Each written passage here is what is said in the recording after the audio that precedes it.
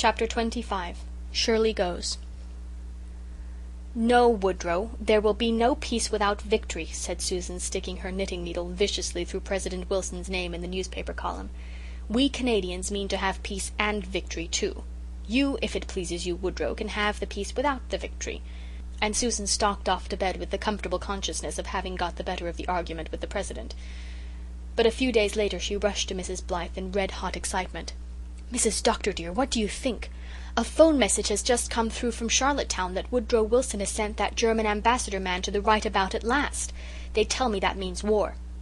So I begin to think that Woodrow's heart is in the right place after all, wherever his head may be, and I am going to commandeer a little sugar and celebrate the occasion with some fudge, despite the howls of the food board. I thought that submarine business would bring things to a crisis. I told Cousin Sophia so when she said it was the beginning of the end for the Allies." "Don't let the doctor hear of the fudge, Susan," said Anne with a smile. "You know he has laid down very strict rules for us along the lines of economy the government has asked for." "Yes, Mrs. Dr. dear, and a man should be master in his own household, and his women folk should bow to his degrees. I flatter myself that I am becoming quite efficient in economizing."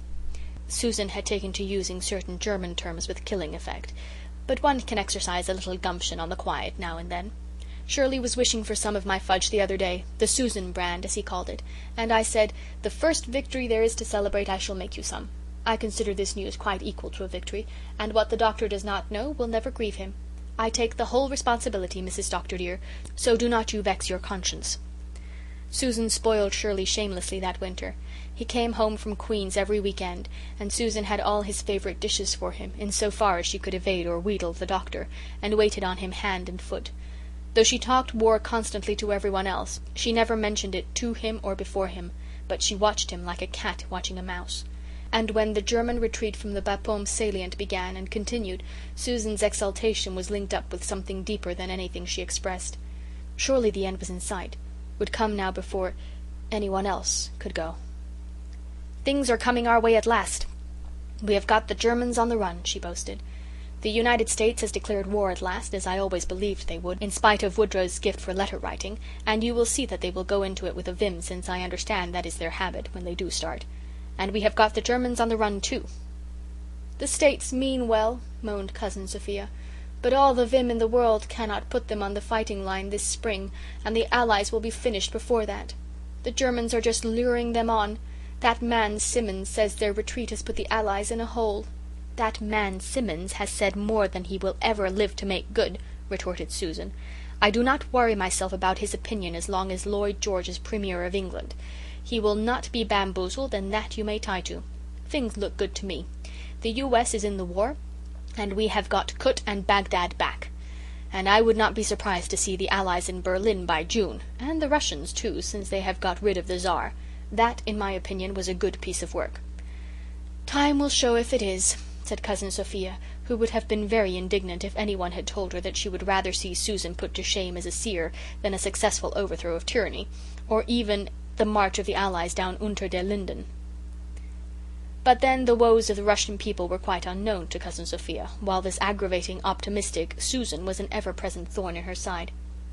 Just at that moment Shirley was sitting on the edge of the table in the living-room, swinging his legs, a brown, ruddy, wholesome lad from top to toe, every inch of him, and saying coolly, "Mother and Dad, I was 18 last Monday. Don't you think it's about time I joined up?" The pale mother looked at him. "2 of my sons have gone, and 1 will never return. Must I give you 2, Shirley? The age-old cry, 'Joseph is not and Simeon is not, and you will take Benjamin away.' How the mothers of the Great War echoed the old patriarch's moan of so many centuries agone. You wouldn't have me a slacker, Mother? I can get into the Flying Corps. What say, Dad?" The doctor's hands were not quite steady as he folded up the powders he was concocting for Abbie Flagg's rheumatism. He had known this moment was coming, yet he was not altogether prepared for it. He answered slowly, "I won't try to hold you back from what you believe to be your duty. But you must not go unless your mother says you may." Shirley said nothing more. He was not a lad of many words. Anne did not say anything more just then either. She was thinking of little Joyce's grave in the old burying ground over harbour.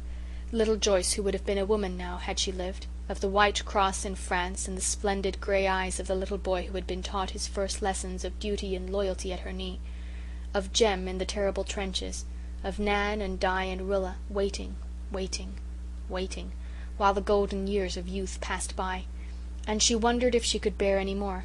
She thought not. Surely she had given enough. Yet that night she told Shirley that he might go. They did not tell Susan right away. She did not know it until, a few days later, Shirley presented himself in her kitchen in his aviation uniform. Susan didn't make half the fuss she had made when Jem and Walter had gone. She said stonily, "So they're going to take you too." "Take me? No. I'm going, Susan. Got to." Susan sat down by the table, folded her old knotted hands, that had grown warped and twisted working for the Ingleside children, to still their shaking, and said, "Yes, you must go. I did not see once why such things must be, but I can see now." "You're a brick, Susan," said Shirley. He was relieved that she took it so coolly. He had been a little afraid, with a boy's horror of a scene. He went out whistling gaily, but half an hour later, when pale Anne Blythe came in, Susan was still sitting there. "Mrs. Dr. dear," said Susan, making an admission she would once have died rather than make, "I feel very old. Jem and Walter were yours, but Shirley is mine, and I cannot bear to think of him flying, his machine crashing down, the life crushed out of his body, the dear little body I nursed and cuddled when he was a wee baby." "Susan, don't," cried Anne. "Oh, Mrs. Dr. dear, I beg your pardon. I ought not to have said anything like that out loud. I sometimes forget that I resolved to be a heroine. This has shaken me a little. But I will not forget myself again. Only if things do not go as smoothly in the kitchen for a few days, I hope you will make due allowance for me." "At least," said poor Susan, forcing a grim smile in a desperate effort to require lost standing, "at least flying is a clean job. He will not get so dirty and messed up as he would in the trenches. And that is well, for he has always been a tidy child." So Shirley went, not radiantly as to high adventure like Jem, not into a white flame of sacrifice like Walter, but in a cool, businesslike mood, as of one doing something rather dirty and disagreeable that had just got to be done. He kissed Susan for the first time since he was 5 years old, and said, "Goodbye, Susan, Mother Susan." "My little brown boy, my little brown boy," said Susan. "I wonder," she thought bitterly, as she looked at the doctor's sorrowful face, "if you remember how you spanked him once when he was a baby. I am thankful I have nothing like that on my conscience now." The doctor did not remember the old discipline, but before he put on his hat to go out on his round of calls he stood for a moment in the great silent living room that had once been full of children's laughter. Our last son, he said aloud. "A good, sturdy, sensible lad, too. Always reminded me of my father. I suppose I ought to be proud that he wanted to go. I was proud when Jem went, even when Walter went. But our house has left us desolate." "I've been thinking, Doctor," old Sandy of the Upper Glen said to him that afternoon, "that your house will be seeming very big the day." Highland Sandy's quaint phrase struck the doctor as perfectly expressive. Ingleside did seem very big and empty that night. Yet Shirley had been away all winter except for weekends, and had always been a quiet fellow even when home. Was it because he had been the only one left that his going seemed to leave such a huge blank, that every room seemed vacant and deserted, that the very trees on the lawn seemed to be trying to comfort each other with caresses of freshly budding boughs for the loss of the last of the little lads who had romped under them in childhood? Susan worked very hard all day and late into the night. When she had wound the kitchen clock and put Dr. Jekyll out, none too gently, she stood for a little while on the doorstep, looking down the glen, which lay tranced in faint, silvery light from a sinking young moon. But Susan did not see the familiar hills and harbour. She was looking at the aviation camp in Kingsport, where Shirley was that night. "He called me Mother Susan," she was thinking. "Well, all our men folk have gone now, Jem and Walter and Shirley and Jerry and Carl, and none of them had to be driven to it, so we have a right to be proud. But pride," Susan sighed bitterly, "pride is cold company, and that there is no gainsaying." The moon sank lower into a black cloud in the west. The glen went out in an eclipse of sudden shadow, and thousands of miles away the Canadian boys in khaki, the living and the dead, were in possession of Vimy Ridge. Vimy Ridge is a name written in crimson and gold on the Canadian annals of the Great War. "The British couldn't take it, and the French couldn't take it," said a German prisoner to his captors, "but you Canadians are such fools that you don't know when a place can't be taken. So the fools took it, and paid the price." Jerry Meredith was seriously wounded at Vimy Ridge, shot in the back, the telegram said. "Poor Nan," said Mrs. Blythe when the news came. She thought of her own happy girlhood at old Green Gables. There had been no tragedy like this in it. How the girls of today had to suffer! When Nan came home from Redmond 2 weeks later, her face showed what those weeks had meant to her. John Meredith, too, seemed to have grown old suddenly in them. Faith did not come home.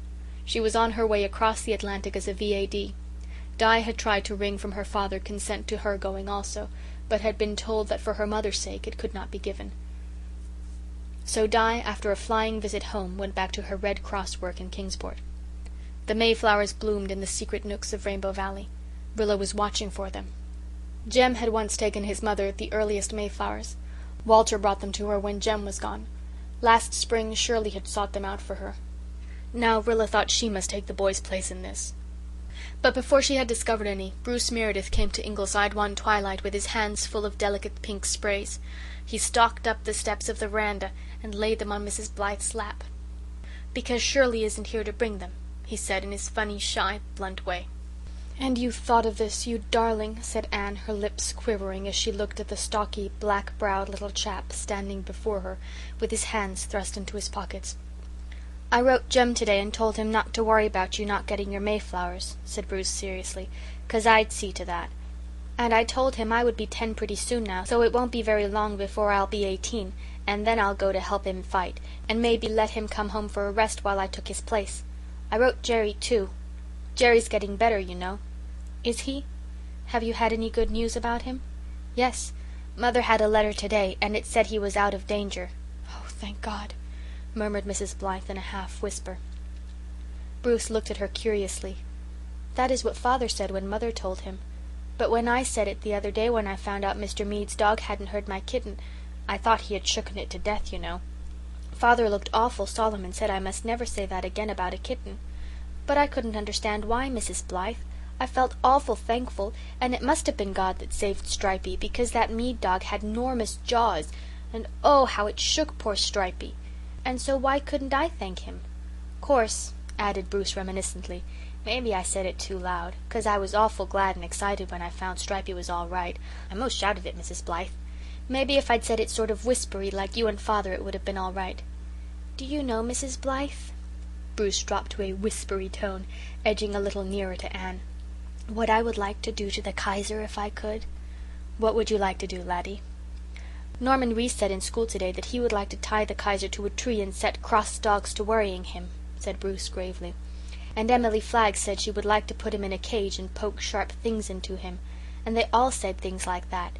But Mrs. Blythe," Bruce took a little square paw out of his pocket and put it earnestly on Anne's knee, "I would like to turn the Kaiser into a good man, a very good man, all at once if I could. That is what I would do. Don't you think, Mrs. Blythe, that would be the very worstest punishment of all?" "Bless the child," said Susan. "How do you make out that would be any kind of a punishment for that wicked fiend?" "Don't you see?" said Bruce, looking levelly at Susan out of his blackly blue eyes. "If he was turned into a good man he would understand how dreadful the things he has done are, and he would feel so terrible about it that he would be more unhappy and miserable than he could ever be in any other way. He would feel just awful, and he would go on feeling like that forever." "Yes," Bruce clenched his hands and nodded his head emphatically. "Yes, I would make the Kaiser a good man. That is what I would do. It would serve him exactly right." Chapter 26. Susan has a proposal of marriage. An aeroplane was flying over Glen St. Mary, like a great bird poised against the western sky, a sky so clear and of such a pale silvery yellow that it gave an impression of a vast, wind-freshened space of freedom. The little group on the Ingleside lawn looked up at it with fascinated eyes, although it was by no means an unusual thing to see an occasional hovering plane that summer. Susan was always intensely excited. Who knew but that it might be Shirley away up there in the clouds, flying over to the island from Kingsport? But Shirley had gone overseas now, so Susan was not so keenly interested in this particular aeroplane and its pilot. Nevertheless, she looked at it with awe. "I wonder, Mrs. Dr. dear," she said solemnly, "what the old folks down there in the graveyard would think if they could rise out of their graves for one moment and behold that sight.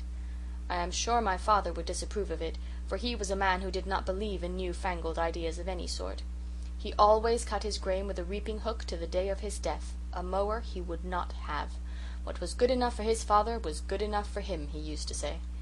I hope it is not unfilial to say that I think he was wrong in that point of view, but I am not sure I go so far as to approve of aeroplanes, though they may be a military necessity. If the Almighty had meant us to fly, he would have provided us with wings. Since he did not, it is plain he meant us to stick to the solid earth. At any rate, you will never see me, Mrs. Dr. dear, cavorting through the sky in an aeroplane." "But you won't refuse to cavort a bit in Father's new automobile when it comes, will you, Susan?" teased Rilla. "I do not expect to trust my old bones in automobiles either," retorted Susan. "But I do not look upon them as some narrow-minded people do. Whiskers on the moon says the government should be turned out of office for permitting them to run on the island at all. He foams at the mouth, they tell me, when he sees one. The other day he saw one coming along that narrow side road by his wheat field, and Whiskers bounded over the fence and stood right in the middle of the road with his pitchfork. The man in the machine was an agent of some kind, and Whiskers hates agents as much as he hates automobiles. He made the car come to a halt, because there was not room to pass him on either side, and the agent could not actually run over him.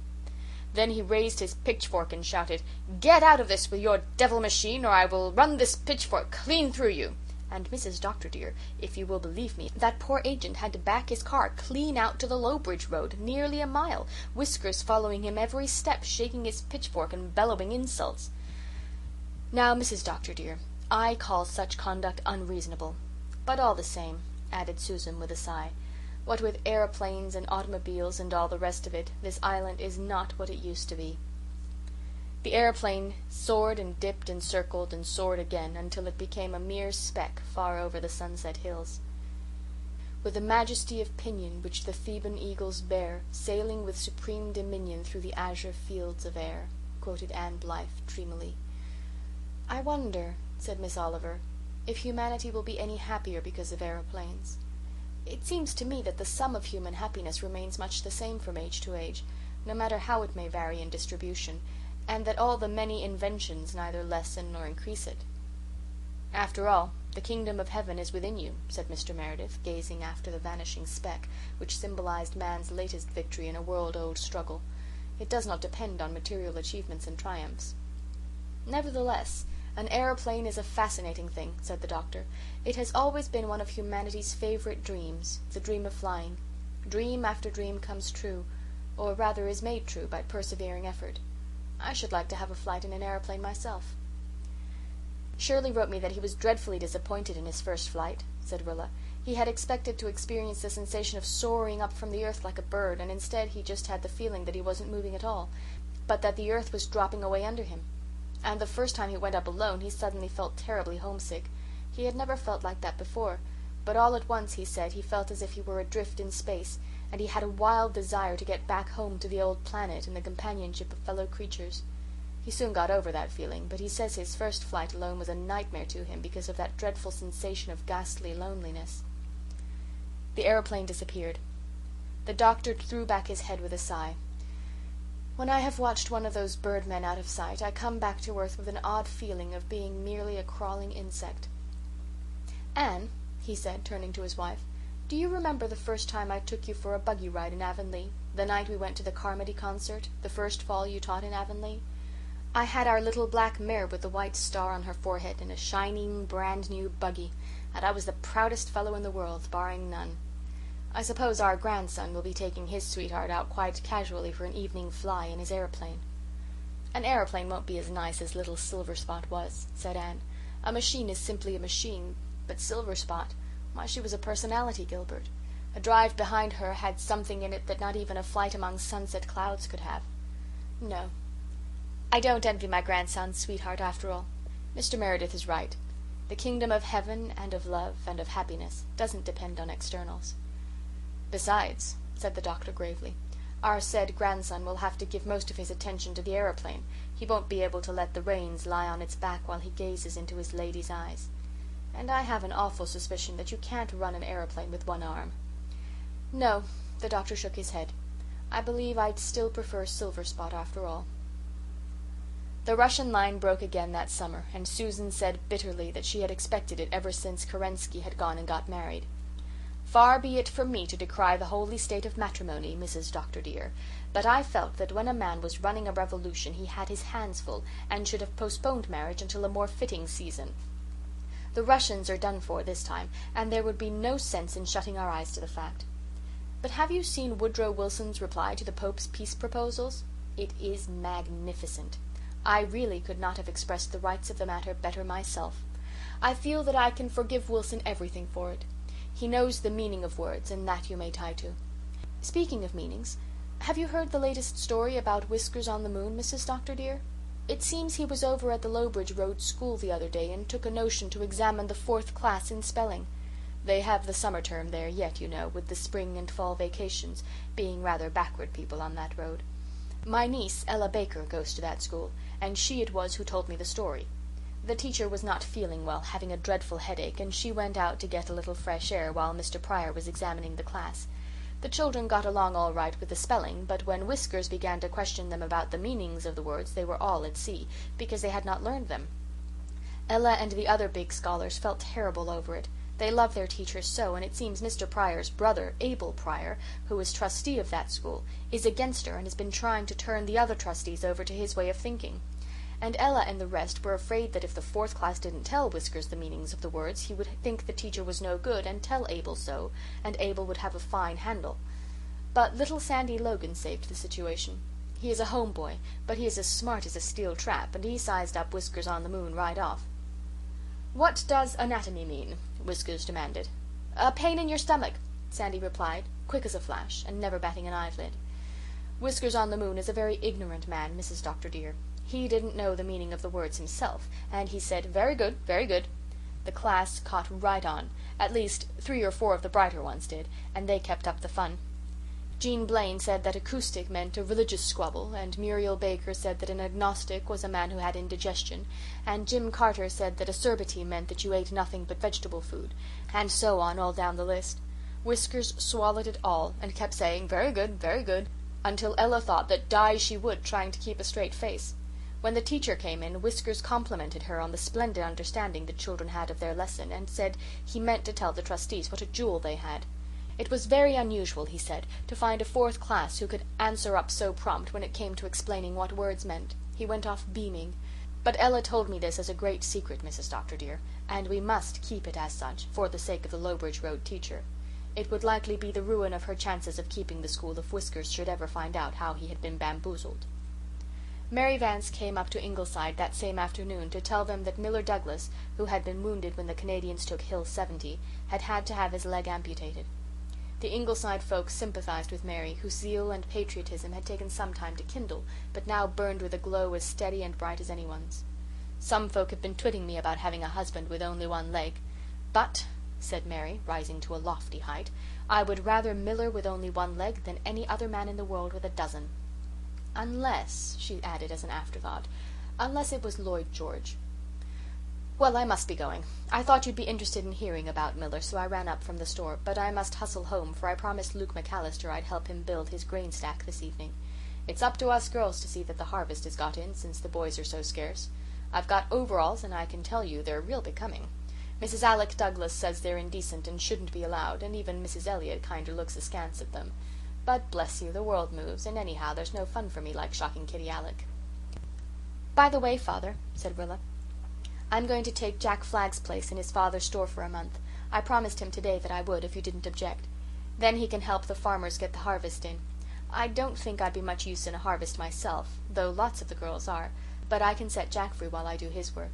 Jim's isn't much bother in the daytime now, and I'll always be home at night.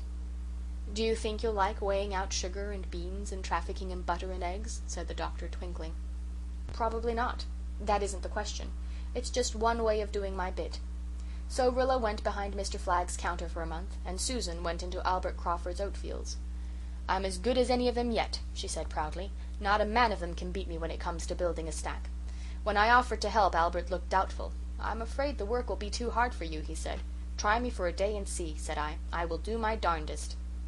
None of the Ingleside folks spoke for just a moment. Their silence meant that they thought Susan's pluck in working out quite wonderful, but Susan mistook their meaning, and her sunburned face grew red. This habit of swearing seems to be growing on me, Mrs. Dr. dear, she said apologetically. To think that I should be acquiring it at my age! It is such a dreadful example to the young girls. I am of the opinion it comes of reading the newspaper so much. They are so full of profanity, and they do not spell it with stars either, as used to be done in my young days. This war is demoralizing everybody." Susan, standing on a load of grain, her grey hair whipping in the breeze and her skirt kilted up to her knees for safety and convenience, no overalls for Susan, if you please, neither a beautiful nor a romantic figure, but the spirit that animated her gaunt arms was the self-same one that captured Vimy Ridge and held the German legions back from Verdun. It is not the least likely, however, that this consideration was the one which appealed most strongly to Mr. Pryor when he drove past one afternoon and saw Susan pitching sheaves gamely. Smart woman that, he reflected, worth two of many a younger one yet. I might do worse. If Milgrave comes home alive, I'll lose Miranda, and hired housekeepers cost more than a wife, and are liable to leave a man in the lurch any time. I'll think it over. A week later, Mrs. Blythe, coming up from the village late in the afternoon, paused at the gate of Ingleside in an amazement which temporarily bereft her of the power of motion. An extraordinary sight met her eyes. Round the end of the kitchen burst Mr. Pryor, running as stout, pompous Mr. Pryor had not run in years, with terror imprinted on every lineament, a terror quite justifiable, for behind him, like an avenging fate, came Susan, with a huge smoking iron pot grasped in her hands, and an expression in her eye that boded ill to the object of her indignation if she should overtake him. Pursuer and pursued tore across the lawn. Mr. Pryor reached the gate a few feet ahead of Susan, wrenched it open, and fled down the road without a glance at the transfixed lady of Ingleside. "Susan!" gasped Anne. Susan halted in her mad career, set down her pot, and shook her fist after Mr. Pryor, who had not ceased to run, evidently believing that Susan was still full cry after him. "Susan, what does this mean?" demanded Anne, a little severely. "You may well ask that, Mrs. Dr. dear," Susan replied wrathfully. "I have not been so upset in years. That pacifist has actually had the audacity to come up here and, in my own kitchen, to ask me to marry him. Him!" Anne choked back a laugh. "But, Susan, couldn't you have found a less spectacular method of refusing him? Think what a gossip this would have made if anyone had been going past and had seen such a performance." "Indeed, Mrs. Dr. dear, you are quite right. I did not think of it because I was quite past thinking rationally. I was just clean mad. Come in the house and I will tell you all about it." Susan picked up her pot and marched into the kitchen, still trembling with wrathful excitement. She set her pot on the stove with a vicious thud. "Wait a moment until I open all the windows to air this kitchen well, Mrs. Dr. dear. There, that is better. And I must wash my hands, too, because I shook hands with Whiskers-on-the-Moon when he came in. Not that I wanted to, but when he stuck out his fat, oily hand I did not know just what else to do at the moment. I had just finished my afternoon cleaning, and, thanks be, everything was shining and spotless. And thought I, now that dye is boiling, and I will get my rug rags and have them nicely out of the way before supper. Just then a shadow fell over the floor, and looking up I saw Whiskers-on-the-Moon standing in the doorway, dressed up and looking as if he had just been starched and ironed. I shook hands with him, as aforesaid, Mrs. Dr. dear, and told him you and the doctor were both away, but he said, 'I have come to see you, Miss Baker.'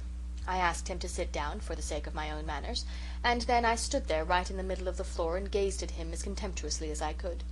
In spite of his brazen assurance, this seemed to rattle him a little, but he began trying to look sentimental at me out of his little piggy eyes, and all at once an awful suspicion flashed into my mind. Something told me, Mrs. Dr. dear, that I was about to receive my first proposal. I have always thought that I would like to have just one offer of marriage to reject, so that I might be able to look other women in the face, but you will not hear me bragging of this. I consider it an insult, and if I could have thought of any way of preventing it, I would. But just then, Mrs. Dr. dear, you will see I was at a disadvantage, being taken so completely by surprise. Some men, I am told, consider a little preliminary courting the proper thing before a proposal, if only to give fair warning of their intentions. But Whiskers-on-the-Moon probably thought it was any port in a storm for me, and that I would jump at him. Well, he is undeceived. Yes, he is undeceived, Mrs. Dr. dear. I wonder if he has stopped running yet. I understand that you don't feel flattered, Susan, but couldn't you have refused him a little more delicately than by chasing him off the premises in such a fashion?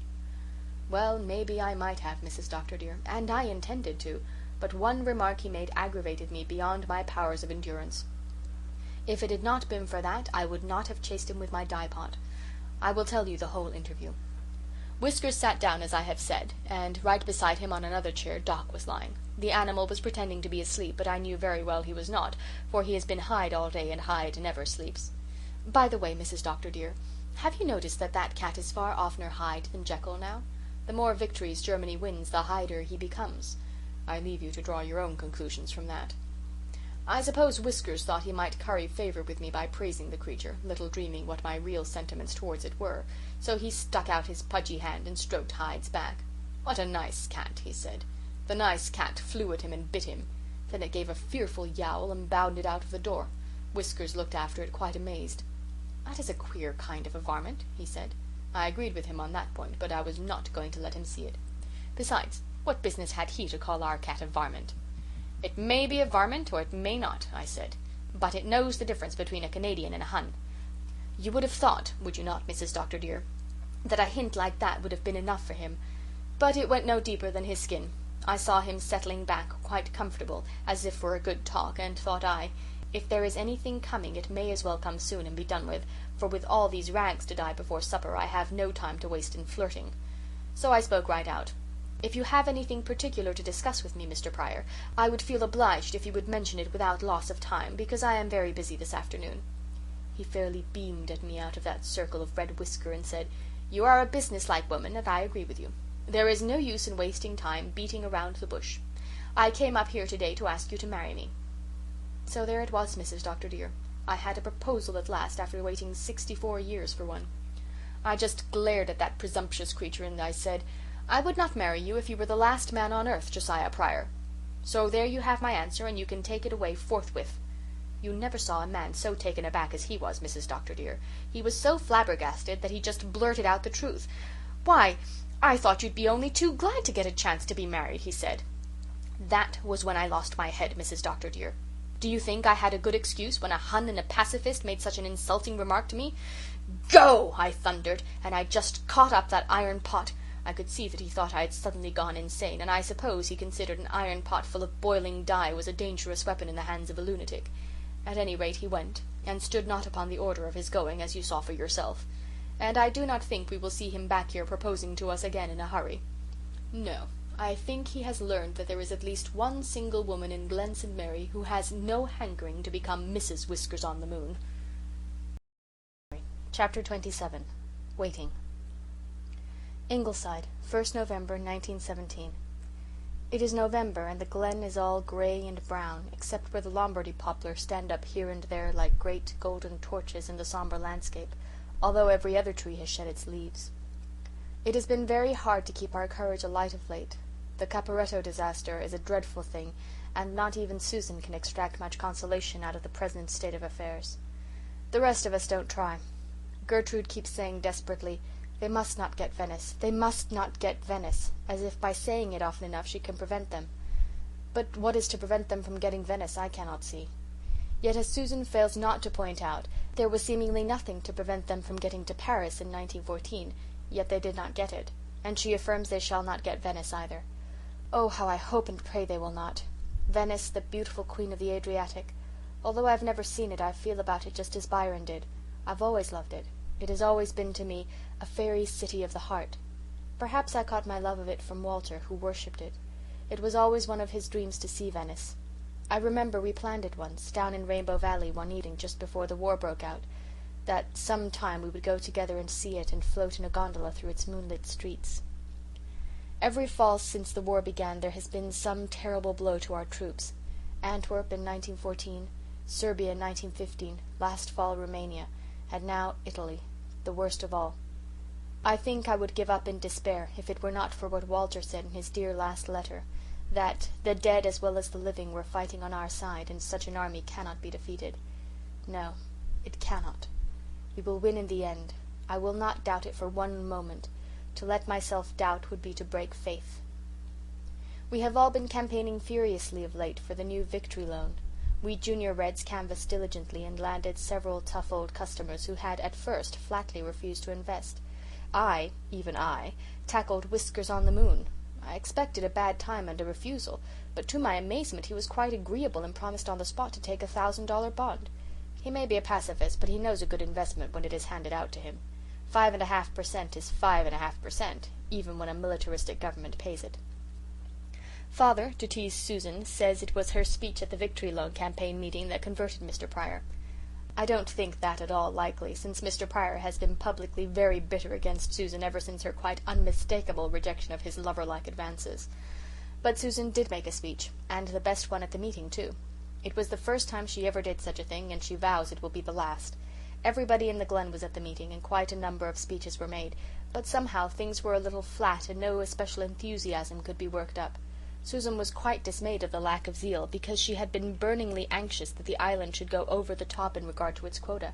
She kept whispering viciously to Gertrude and me that there was no ginger in the speeches. And when nobody went forward to subscribe to the loan at the close, Susan lost her head. At least, that is how she describes it herself. She bounded to her feet, her face grim and set under her bonnet.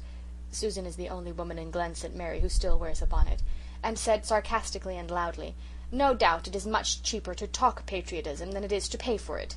And we are asking charity, of course. We are asking you to lend us your money for nothing. No doubt the Kaiser will feel quite downcast when he hears of this meeting." Susan has an unshaken belief that the Kaiser's spies, presumably represented by Mr. Pryor, promptly inform him of every happening in our Glen. Norman Douglas shouted out, "Hear, hear!" and some boy at the back said, "What about Lloyd George?" in a tone Susan didn't like. Lloyd George is her pet hero now that Kitchener is gone. "I stand behind Lloyd George every time," retorted Susan. "I suppose that will hearten him up greatly," said Warren Mead with one of his disagreeable haw-haws. Warren's remark was spark to powder. Susan just sailed in, as she put it, and said her say. She said it remarkably well, too. There was no lack of ginger in her speech, anyhow. When Susan is warmed up, she has no mean powers of oratory, and the way she trimmed those men down was funny and wonderful and effective all at once. She said it was the likes of her, millions of her, that did stand behind Lloyd George and did hearten him up. That was the keynote of her speech. Dear old Susan. She's a perfect dynamo of patriotism and loyalty and contempt for slackers of all kinds, and when she let it loose on that audience in her one grand outburst, she electrified it. Susan always vows she is no suffragette, but she gave womanhood its due that night, and she literally made those men cringe. When she finished with them, they were ready to eat out of her hand. She wound up by ordering them, yes, ordering them, to march up to the platform forthwith and subscribe for victory bonds. And after wild applause, most of them did, even Warren Mead. When the total amount subscribed came out in the Charlottetown dailies the next day, we found that the Glen led every district on the island, and certainly Susan has the credit for it. She herself, after she came home that night, was quite ashamed and evidently feared that she had been guilty of unbecoming conduct. She confessed to Mother that she had been rather unladylike. We were all, except Susan, out for a trial ride in Father's new automobile tonight. A very good one we had, too, though we did get ingloriously ditched at the end, owing to a certain grim old dame, to wit Miss Elizabeth Carr of the Upper Glen, who wouldn't rein her horse out to let us pass, honk as we might. Father was quite furious, but in my heart I believe I sympathized with Miss Elizabeth. If I had been a spinster lady driving along behind my old nag in maiden meditation fancy-free, I wouldn't have lifted a rein when an obstreperous car hooted blatantly behind me. I should have just sat up as dourly as she did and said, "Take the ditch if you are determined to pass." We did take the ditch and got up to our axles in sand and sat foolishly there while Miss Elizabeth clucked up her horse and rattled victoriously away. Jem will have a laugh when I write him this. He knows Miss Elizabeth of old. But will Venice be saved? 19th November, 1917. It is not saved yet. It is still in great danger. But the Italians are making a stand at last on the Piave line. To be sure, military critics say they cannot possibly hold it and must retreat to the Adige. But Susan and Gertrude and I say they must hold it, because Venice must be saved. So what are the military critics to do? Oh, if I could only believe that they can hold it. Our Canadian troops have won another great victory. They have stormed the Passchendaele Ridge and held it in the face of all counterattacks. None of our boys were in the battle, but oh, the casualty list of other people's boys. Joe Milgrave was in it, but came through safe. Miranda had some bad days until she got word from him. But it is wonderful how Miranda has bloomed out since her marriage. She isn't the same girl at all. Even her eyes seem to have darkened and deepened, though I suppose that is just because they glow with the greater intensity that has come to her. She makes her father stand round in a perfectly amazing fashion. She runs up the flag whenever a yard of trench on the Western Front is taken, and she comes up regularly to our Junior Red Cross, and she does, Yes, she does. Put on funny little married woman airs that are quite killing. But she is the only war bride in the Glen, and surely nobody need grudge her the satisfaction she gets out of it. The Russian news is bad too. Kerensky's government has fallen, and Lenin is dictator of Russia. Somehow it is very hard to keep up courage in the dull hopelessness of these grey autumn days of suspense and boding news. But we are beginning to get in a low, as old Highland Sandy says, over the approaching election. Conscription is the real issue at stake, and it will be the most exciting election we ever had. All the women who have got the age, to quote Joe Poirier, and who have husbands, sons and brothers at the front can vote. Oh, if only I were 21.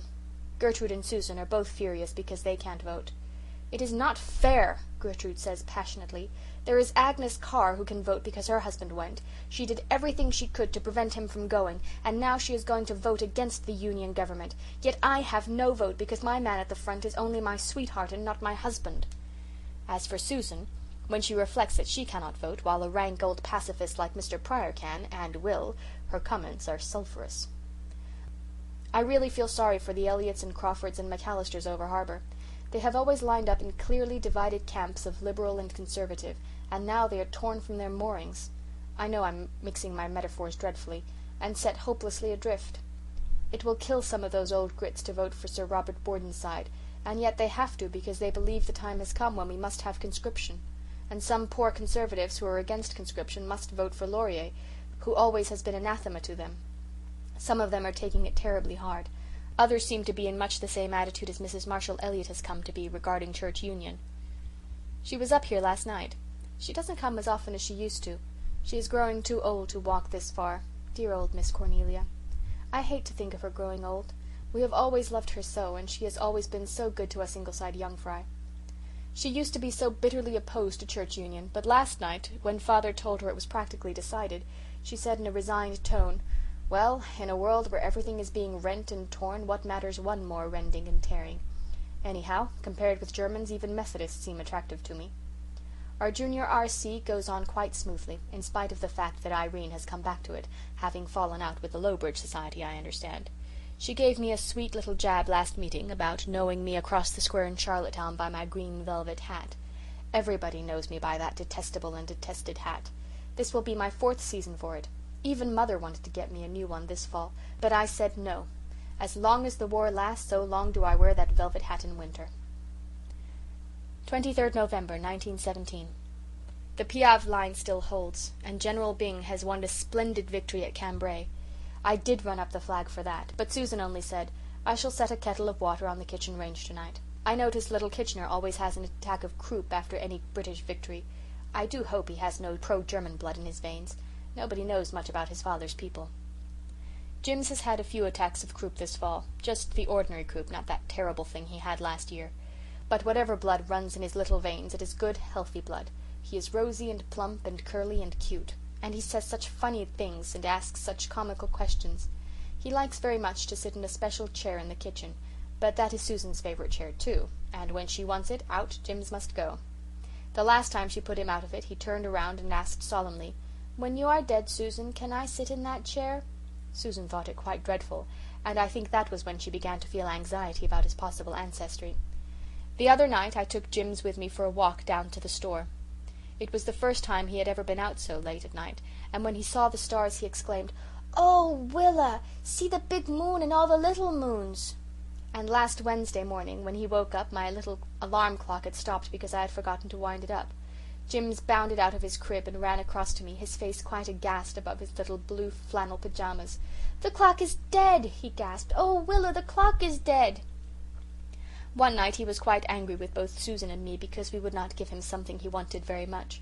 When he said his prayers he plumped down wrathfully, and when he came to the petition, "Make me a good boy," he tacked on emphatically, "And please make Willa and Susan good, 'cause they're not." I don't go about quoting Jim's speeches to all I meet.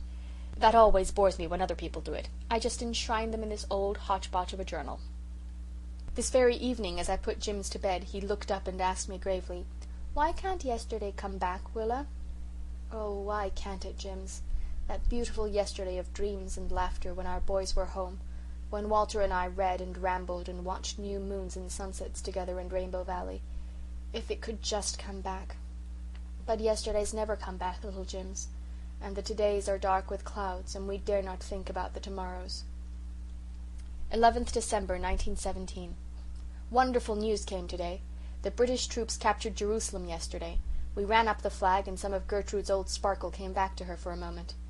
"After all," she said, "it is worth while to live in the days which see the object of the Crusades attained. The ghosts of all the Crusaders must have crowded the walls of Jerusalem last night, with Coeur de Lion at their head." Susan had cause for satisfaction also. "I am so thankful I can pronounce Jerusalem and Hebron," she said. "They give me a real comfortable feeling after Przemysl and Brest-Litovsk. Well, we have got the Turks on the run, at least, and Venice is safe, and Lord Lansdowne is not to be taken seriously, and I see no reason why we should be downhearted. Jerusalem. The meteor flag of England floats over you. The crescent is gone. How Walter would have thrilled over that." 18th December 1917. Yesterday the election came off. In the evening Mother and Susan and Gertrude and I foregathered in the living room and waited in breathless suspense, Father having gone down to the village. We had no way of hearing the news, for Carter Flagg's store is not on our line, and when we tried to get it, Central always answered that the line was busy, as no doubt it was, for everybody for miles around was trying to get Carter's store for the same reason we were. About 10 o'clock Gertrude went to the phone and happened to catch someone from over harbour talking to Carter Flagg. Gertrude shamelessly listened in, and got for her comforting what eavesdroppers are proverbially supposed to get, to wit, unpleasant hearing. The Union government had done nothing in the West. We looked at each other in dismay. If the government had failed to carry the West, it was defeated. "Canada is disgraced in the eyes of the world," said Gertrude bitterly. "If everybody was like the Mark Crawfords over harbour, this would not have happened," groaned Susan. "They locked up their uncle in the barn this morning and would not let him out until he promised to vote Union. That is what I call effective argument, Mrs. Dr. dear." Gertrude and I couldn't rest after all that. We walked the floor until our legs gave out and we had to sit down perforce. Mother knitted away as steadily as clockwork and pretended to be calm and serene. Pretended so well that we were all deceived and envious until the next day when I caught her ravelling out 4 inches of her sock. She had knit that far past where the heel should have begun. It was 12 before Father came home. He stood in the doorway and looked at us, and we looked at him. We did not dare ask him what the news was. Then he said that it was Laurier who had done nothing in the West, and that the Union government was in with a big majority. Gertrude clapped her hands. I wanted to laugh and cry. Mother's eyes flashed with their old-time starriness, and Susan emitted a queer sound between a gasp and a whoop. "This will not comfort the Kaiser much," she said. Then we went to bed, but were too excited to sleep. Really, as Susan said solemnly this morning, "Mrs. Dr. dear, I think politics are too strenuous for women." 31st December 1917.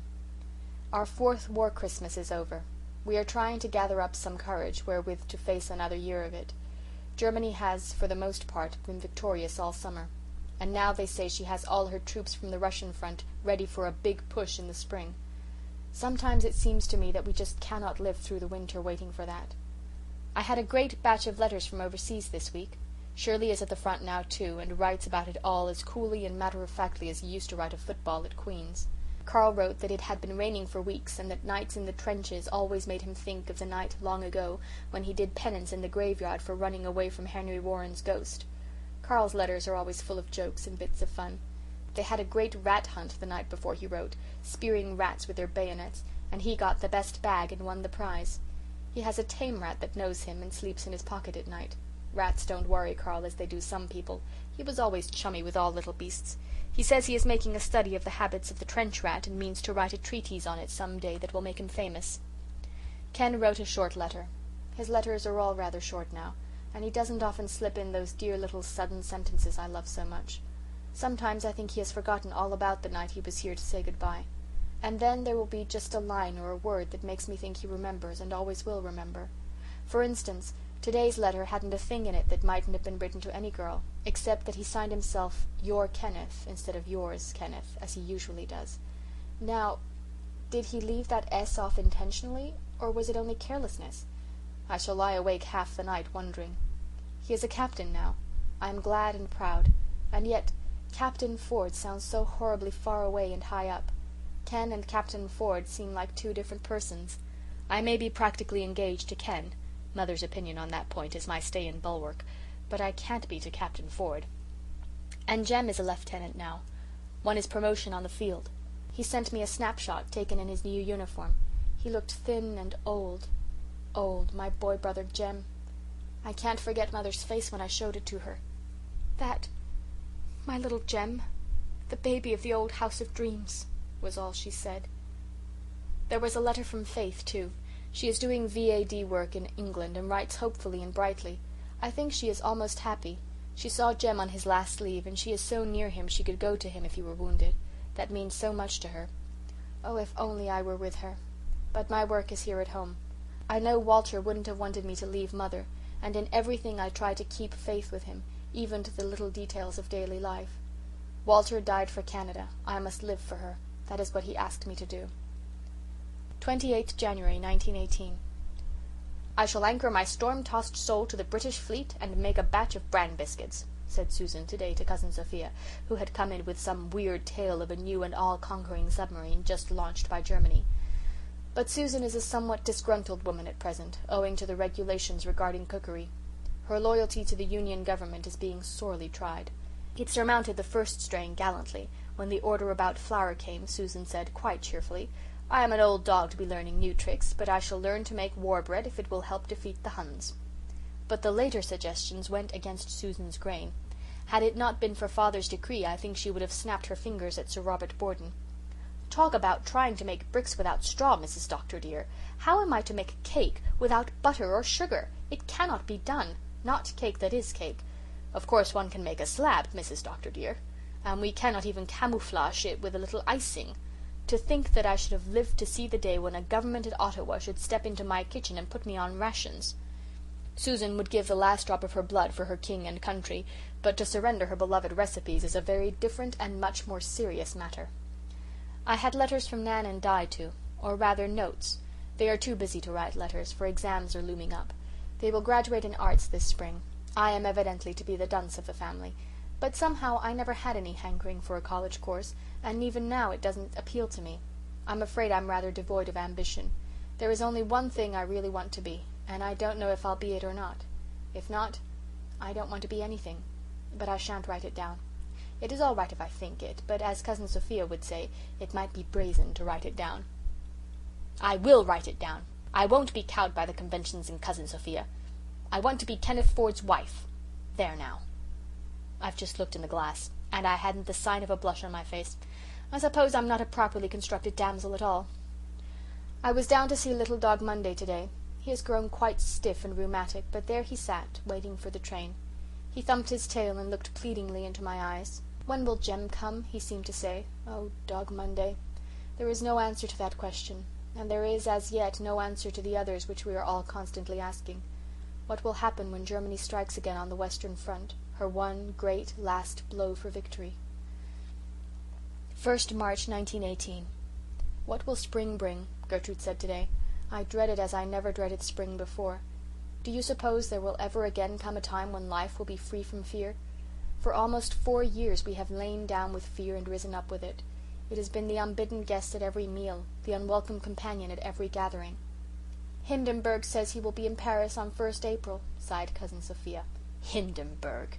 There is no power in pen and ink to express the contempt which Susan infused into that name. Has he forgotten what day the 1st of April is? Hindenburg has kept his word hitherto, said Gertrude, as gloomily as Cousin Sophia herself could have said it. Yes, fighting against the Russians and Romanians, retorted Susan. Wait you till he comes up against the British and French, not to speak of the Yankees, who are getting there as fast as they can and will, no doubt, give a good account of themselves. You said just the same thing before Mons, Susan, I reminded her. Hindenburg says he will spend 1,000,000 lives to break the Allied front, said Gertrude. At such a price he must purchase some successes, and how can we live through them, even if he is baffled in the end? These past 2 months, when we have been crouching and waiting for the blow to fall, have seemed as long as all the preceding months of the war put together. I work all day feverishly and waken at 3 o'clock at night to wonder if the Iron Legions have struck at last. It is then I see Hindenburg in Paris and Germany triumphant. I never see her so at any other time than that accursed hour. Susan looked dubious over Gertrude's adjective, but evidently concluded that the A saved the situation. I wish it were possible to take some magic draught and go to sleep for the next 3 months, and then waken to find Armageddon over, said Mother almost impatiently. It is not often that Mother slumps into a wish like that, or at least the verbal expression of it. Mother has changed a great deal since that terrible day in September when we knew that Walter would not come back, but she has always been brave and patient. Now it seemed as if even she had reached the limit of her endurance. Susan went over to Mother and touched her shoulder. "Do not you be frightened or downhearted, Mrs. Dr. dear," she said gently. "I felt somewhat that way myself last night, and I rose from my bed and lighted my lamp and opened my Bible. And what do you think was the first verse my eyes lighted upon? It was, 'And they shall fight against thee, but they shall not prevail against thee, for I am with thee, saith the Lord of hosts, to deliver thee.' I am not gifted in the way of dreaming as Miss Oliver is, but I knew then and there, Mrs. Dr. dear, that it was a manifest leading, and that Hindenburg will never see Paris. So I read no further, but went back to my bed, and I did not waken at 3 o'clock or any other hour before morning." I say that verse Susan read over and over again to myself. The Lord of hosts is with us, and the spirits of all just men made perfect, and even the legions and guns that Germany is massing on the Western Front must break against such a barrier. This is in certain uplifted moments. But when other moments come I feel, like Gertrude, that I cannot endure any longer this awful and ominous hush before the coming storm. 23rd March 1918. Armageddon has begun, the last great fight of all. Is it, I wonder? Yesterday I went down to the post office for the mail. It was a dull, bitter day. The snow has gone, but the grey, lifeless ground was frozen hard and a biting wind was blowing. The whole Glen landscape was ugly and hopeless. Then I got the paper with its big black headlines. Germany struck on the 21st. She makes big claims of guns and prisoners taken. General Haig reports that severe fighting continues. I don't like the sound of that last expression. We all find we cannot do any work that requires concentration of thought, so we all knit furiously because we can do that mechanically. At least the dreadful waiting is over, the horrible wondering where and when the blow will fall. It has fallen, but they shall not prevail against us. Oh, what is happening on the Western Front tonight as I write this, sitting here in my room with my journal before me? Jims is asleep in his crib, and the wind is wailing around the window. Over my desk hangs Walter's picture, looking at me with his beautiful deep eyes.